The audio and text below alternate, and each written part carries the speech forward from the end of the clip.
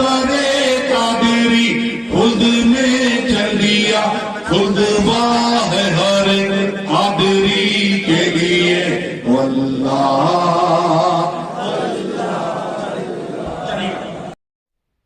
আসসালামু আলাইকুম রহমতুল্লাহি ওয়া বারাকাতুহু।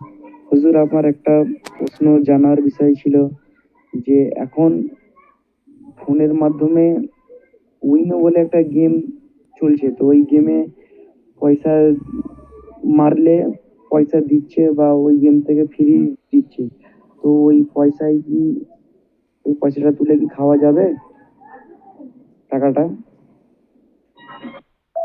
ওয়ালাইকুম আসসালাম রহমতুল্লাহি তাআলা বারাকাতুহু। শরীয়তে কোনো গেম খেলা জায়েজ নেই। শরীয়তে 3টি খেলা জায়েজ আছে, তা ব্যতীত যত রকমের খেলা আছে, গেম আছে, সমস্ত কিছুই নাজায়েজ ও হারাম। আর যে জিনিসটা হারাম নাজায়েজ, তার থেকে টাকা ইনকাম করাও জায়েজ নেই, আর সেটা খাওয়াও বৈধ নয়, যাবে না। ওয়ালাইকুম রহমতুল্লাহি ওয়া বারাকাতুহু। কোন ইমাম যদি খৈনি বা বিড়ি সিগারেট খায়, খাওয়ার পরে যদি মসজিদে নামাজ পড়ায়, তাহলে তার পিছনে নামাজ হবে?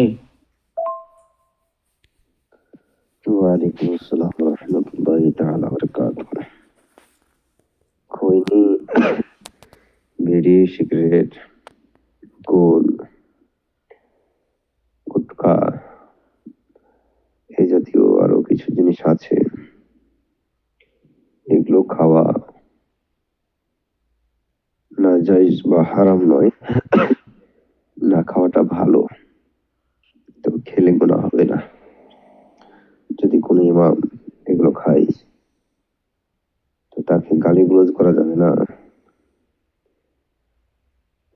তবে মুখ পরিষ্কার করে মসজিদে যাবেন। মসজিদে মুখ পরিষ্কার করে যাবেন, যাতে দুর্গন্ধ না হয়। অনেক মানুষ আছে দেখবেন এমন ভাবে খায়, মুখে পরে রেখে দেয়, মুখ দুর্গন্ধ হয়ে যায়, মানুষ তার কাছে বিরতে পারে না। তো এরকম মুখ দুর্গন্ধ করে যাওয়া মসজিদে হারাম আছে। এগুলো খাবে না, খাওয়াটাই ভালো। যদি নেশা হয় যে না খেতে হবে, ওকে না খেলে থাকতে পারবে না, তবে এতটা খাবে না যে নেশা হয়ে যাবে, মাথা ঘুরবে।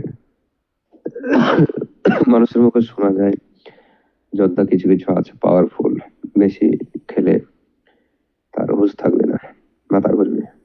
এরকম ভাবে পান করা, খাওয়া হারাম।